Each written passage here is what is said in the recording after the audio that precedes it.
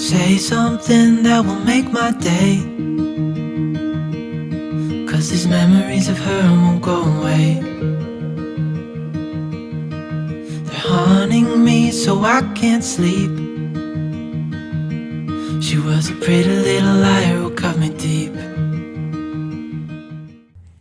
So I might still be willing to wear Christmas, but I'm pretty tired of making Christmas. So we're going to work on a project today that doesn't have anything to do with the holidays. Welcome to Ampersand Unique Gifts and Home Decor. If this is your first time, I'm glad you found us. If you're a repeat watcher, then thank you for coming back. So stick around. Let's see what we can do with this item that was given to me to upcycle and give it new life. So this isn't just a trash to treasure, it's a trash receptacle to treasure. And as you can see, it was very used, comes with its pretty gross trash remnants.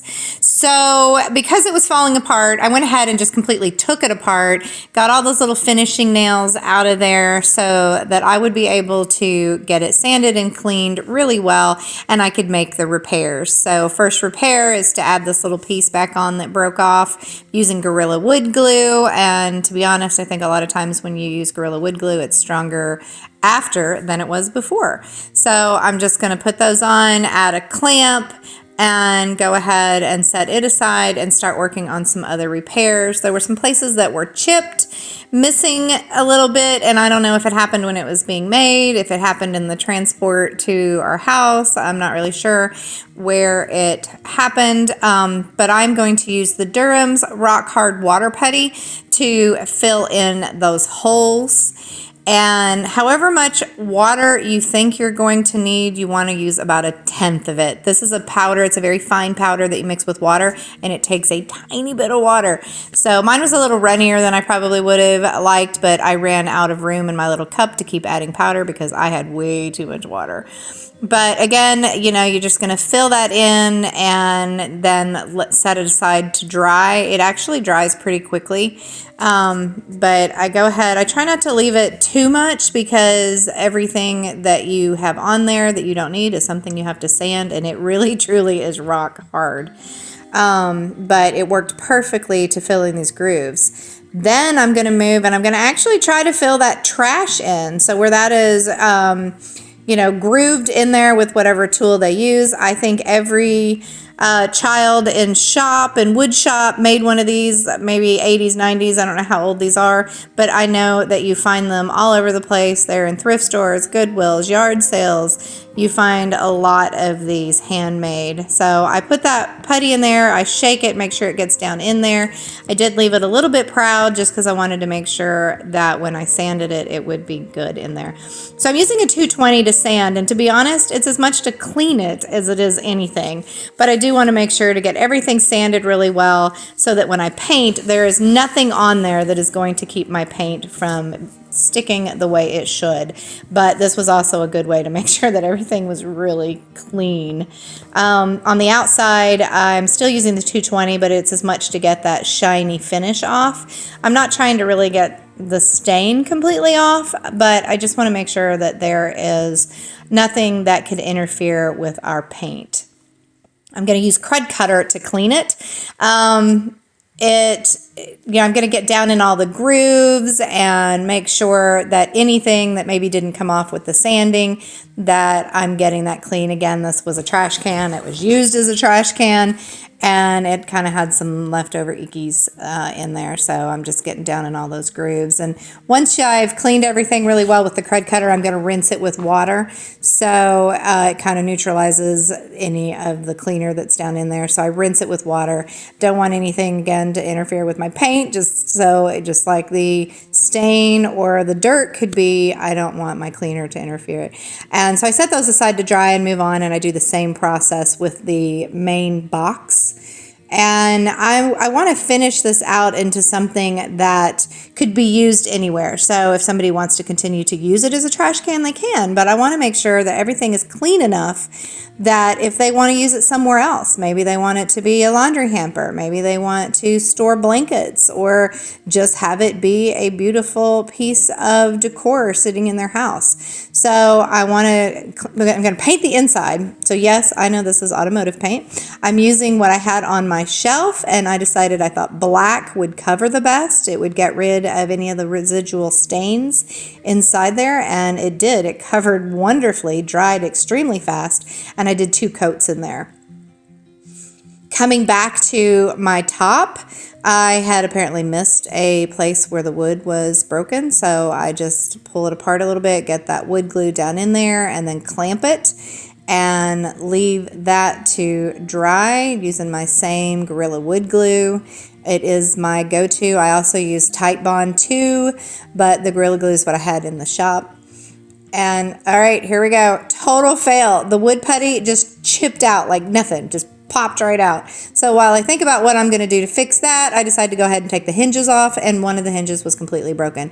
The metal in the round part that holds it, that makes it a hinge, was completely broken off. So one of them's fine, but I will have to dig through my stash and find something else that'll work.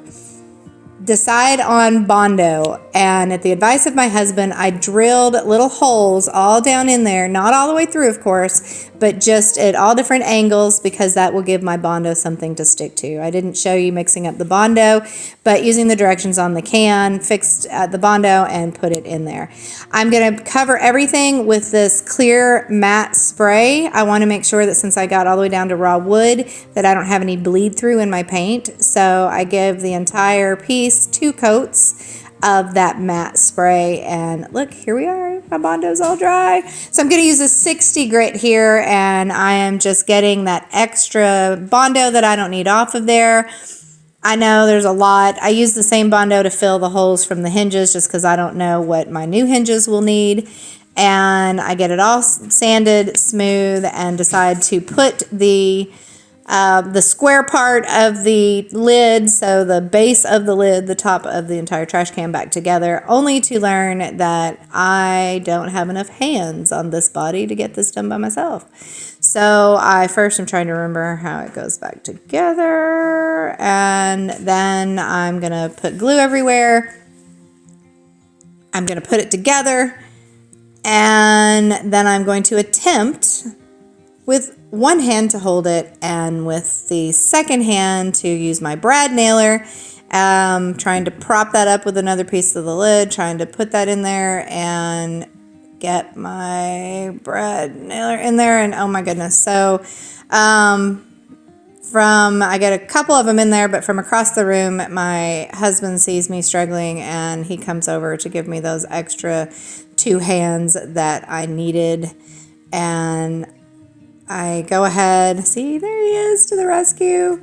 And so we go ahead, and I have to hammer in the brad nails that I just put in there because I didn't actually get them in all the way, where I wasn't able to push the brad nailer. My battery brad nailer is actually really heavy. I like it, love it, but it's a little heavier than using the one that hooks to the air compressor. So he mentions that, did I actually think about making sure it was square? If I was going to put this back on the trash can, I might want to make sure it's square. So we decide, go ahead and glue it. Don't try to brad nail it. Glue it all together, and then put clamps on it to hold it, making sure that it is square. And then after the glue is dried, take the clamps off, and then put the brad nailers on it. Ta-da! Why didn't I think of that? So now I'll know. But again, now I can actually hold the brad nailer, and I'm not trying to struggle and hold the box together, so I can do the brad nailer right and push down and get it all in there. And you know, the glue probably would have been strong enough, but I don't want to risk it. But I also didn't want to use finishing nails. Here is my shop cat Honey, and he thinks that whatever I'm doing is not near as important as loving on him, but he is a little frightened of the sander noise, so he took off. Just sanding any places smooth that might have had glue, and any place else, and then giving these pieces the 2 coats of that clear matte spray as well. Same reason, just want to make sure there's no bleed through.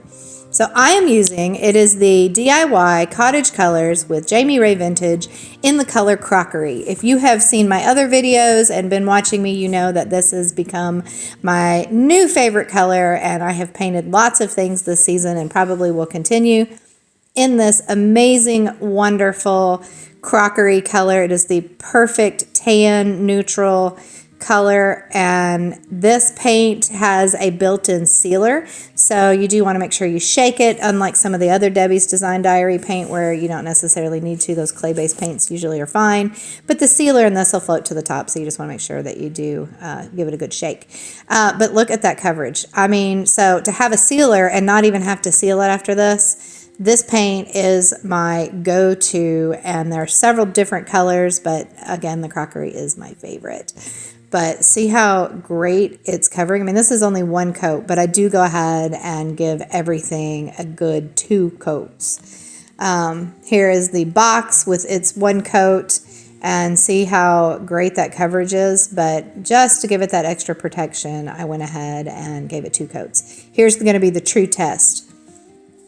Let's see if we can cover that word trash. There is, of course, my honey cat, who is going to try to just walk right across there. He thinks that whatever I'm doing, it's not near as important as loving him.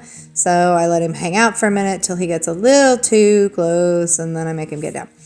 But again, just look at that. You can't even see where the word trash was on this lid.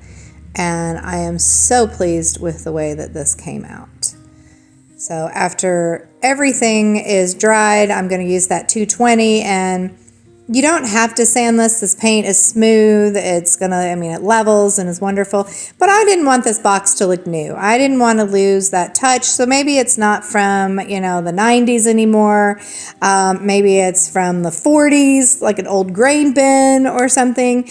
I just wanted to give it just enough wear that it didn't look new. And then I decided it needed something. It was a little too plain. So I'm going to add some grain stripes to it. So I'm just using the ruler to measure so I can make sure that that first piece of tape is good and straight. And I'm going to add 3 stripes on here.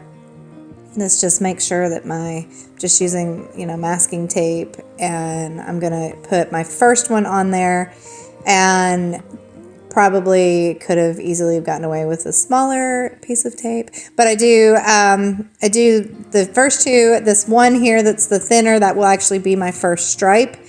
And I'm doing it on the lid as well, not the lid that flips, but the square base part of the lid. So I go ahead and do that all at the same time. So here I pull off, you can see it actually pulled up part of my tape, or part of my paint.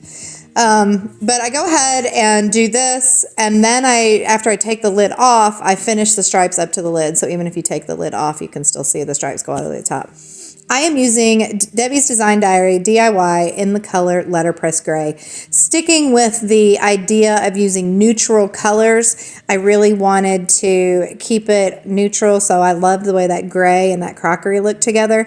I went ahead and pulled the tape up when it was wet, and then I used a heat gun to dry it so that I could go ahead and move on to my second stripe. So here again, 3 stripes using a 220 just to smooth down any grooves. Again, don't want it to look too new, but the Letterpress Gray was really faint. So I decided to use this Waverly antique, this wax and antique, but this is actually mostly water, so it's very watered down. But it will help not only on the stripes, but also anywhere that I have sanded, and you can see where it goes down into the actual natural wood. So I do the entire box in this, and then use Varathane finishing wax just to give it, you know, an extra coat of protection. So it helps to kind of smooth out some of those lines from that dark wax, and it just gives everything that extra protection to make sure that it, you know, so I get it on there in circles, and then I take smooth long strokes to get rid of any of the grooves. So I'm using this vintage, Jami Vintage stencil. It's American Mills. It's from Worthington, Indiana is the name on there. And of course, I'm an Indiana girl, so I love this stencil. The entire thing did not fit on the top, so I just tape at the bottom so that I can use the part that fits, and I don't have to worry about accidentally getting some of it that didn't. And now I am using that same wax mixture. I picked out some new hinges that kind of went with the theme. I added a brass knob to go with it. And here is our finished product. Say something that will make my day, 'cause these memories of her won't go away. They're haunting me so I can't sleep. She was a pretty little liar who cut me deep, 'cause she left me here alone. Now my bed feels just